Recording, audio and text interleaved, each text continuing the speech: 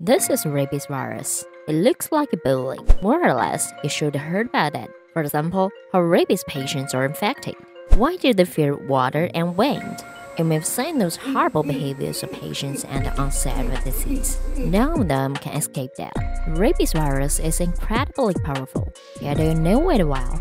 Actually, rabies is smarter and more cunning than we think.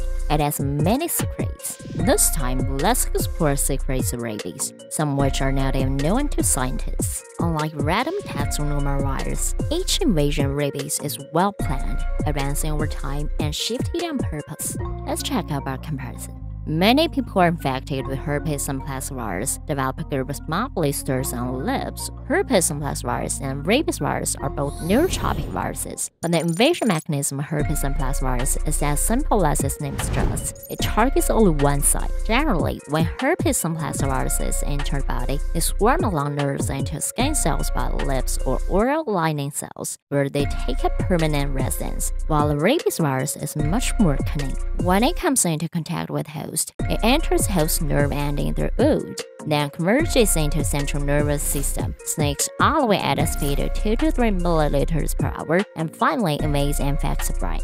That's just the beginning. Lastly, once the brain is confirmed to have fallen completely, the rabies virus adjusts its strategy and targets and infects a new host, and that's where its cunning lies. At some point, it departs from brain uniformly, centrifugally diffuse towards the peripheral nerves along the central nervous system, and invade other tissues and organs highly innervated by nerves, especially salivary gland that helps the virus spread. Despite decades of research, scientists cannot rationalize its evil mechanism. That's not what rabies virus is smart about. It can predict the brain's prediction and makes the host suffer from acrophobia, the purpose of which is to divide the virus in saliva by washed out, thus to ensure that concentration virus in saliva is enough to infect the next one who's bitten. Here we're referring to animal bites, their efficacy to human bites after the onset of the disease. However, at this point, the rabies virus has taken over the brain successfully, and the host shows rabies-related behaviors. Once infected shows symptoms, death is just around the corner. We tried the case fatality rate of the onset of rabies and got different figures, 100% and 99.99%.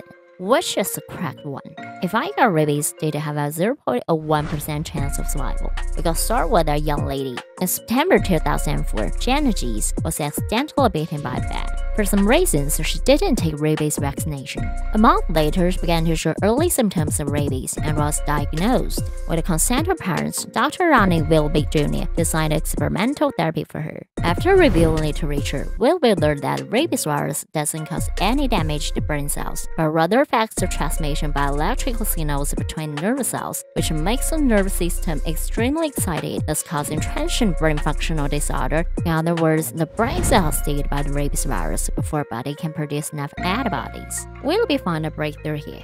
As long as there's no brain, there's nothing virus can do. Absolutely, it cannot be treated by removing the brain. He used anesthetic and sedatives to put the brain into suspended animation as much as possible. With brain silence, the rabies virus could only stop working, so that the immune system could have sufficient time to destroy the virus. This is one of Milwaukee protocol. It works by a forced shutdown. After a month of hospitalization, her immune system showed signs of recovery, and a few days later, all rabies virus was cleaned up from her body. After recovery, Jason had some neurological sequelae such as loss of balance and steady gait, but she was the first person to survive from an attack without rabies vaccination. However, it wasn't unique treatment that brought her lucky to survive. We'll talk about it later. Unfortunately, the Milwaukee treatment is now widely accepted today, as many patients who received Milwaukee treatment died anyway. And as research progressed, scientists discovered that rabies virus does kill the host brain cells directly. In addition to patients who received Milwaukee treatment, history records a very rare number of rabies patients who didn't receive any treatment but survived. Some of them didn't get sick, probably because the amount of virus entering their bodies was very small, and some might have developed antibodies because they have been harassed by the vampire bat for years. Together, this lucky enough created a miraculous 0.01% and reduced the case fatality rate of rabies to 99.99%.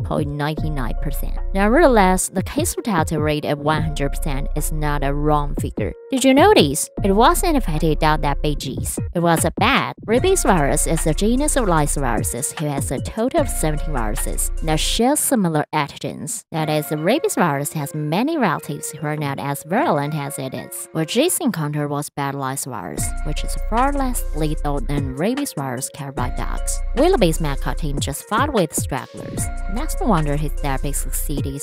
All the patients who were not vaccinated after being bitten by infected dog died after onset of virus. That's how the 100% case fatality rate of rabies onset comes about. That's too big a risk for us, whereas vaccination only can reduce it to 0. I've got 20 shots for cats and dogs I used to have. Now I'm out of pet world because my body can't take it anymore. Thank you for watching. Please hit the like and subscribe button if you enjoy it.